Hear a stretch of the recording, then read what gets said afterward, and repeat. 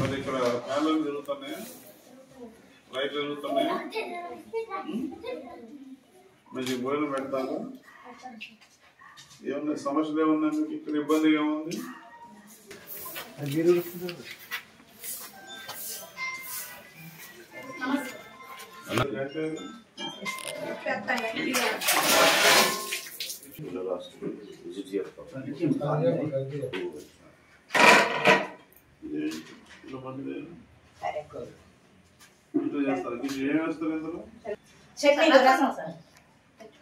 అంతేనా?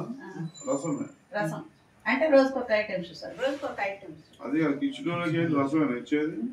రసం వేసేసాను సార్. ఒక్కొక్క రోజు టమాటా పచ్చడి చేస్తాను సార్. ఎన్ని కేజీలు వేసాను బియ్యం? 9 కేజీలు. 9 కేజీలు. ఎంతమంది హాస్టల్ ఉండేది మొత్తం? నిన్ననైతే 87 మంది ఉన్నారు సార్. 87 మంది. అదే కదమ్మా, ఇది ఎన్ని కేజీలు బియ్యం? ఎవరు ఇచ్చారు మీకు? స్టాక్ ఇచ్చేది ఎవరు?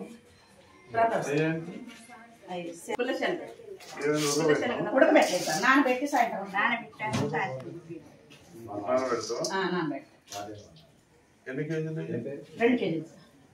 ఎంతమందికి? నిన్న 87 మంది, 86 మంది. ఎన్ని కేజీలు? ఎంత పెట్టాలి? ఇంకో ఇన్ని పెట్టాను. ఇవి నానే సార్ చూపిస్తాయి కదా సార్.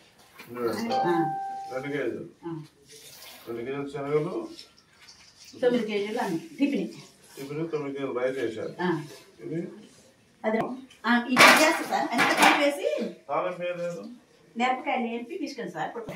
మిరపకాయలు ఏంటి సార్, నూనెలో ఏంపి ఏడు చేసుకోవాలి. అప్పుడు తాళంపి చాలా కలపరా? ఇగో జీలకర్ర, ఎండుమిరపకాయలు, ఎల్లిపాయ అన్నీ వేసింది సార్. ఇప్పుడు మసాలా పెడతా.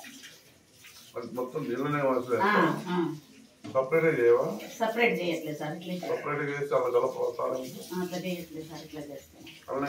అట్లా చేస్తే సార్ పిల్లలు సరిగ్గా తింటారు. ఎట్లా ఇట్లా పట్టి అంటున్నారు. నువ్వు మంచిగా చేయట్లేదు, అందుకే తినంటారు.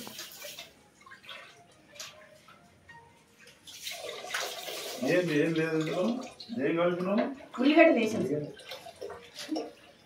ఏం చేసినావు? ఉల్లిగడ్డ 2 వేసాను సార్. 2 వేసిన ఇంకా 2 ఉన్నాయి, కలపాలి. ఎంతమంది పిల్లలు ఉన్నారు? 87 మంది. 87 మందికి 2 ఉల్లిగడ్డలు వేస్తావా? ఇంకా 2 ఉన్నాయి సార్, కలుపుతాను. గ్యాస్ పైన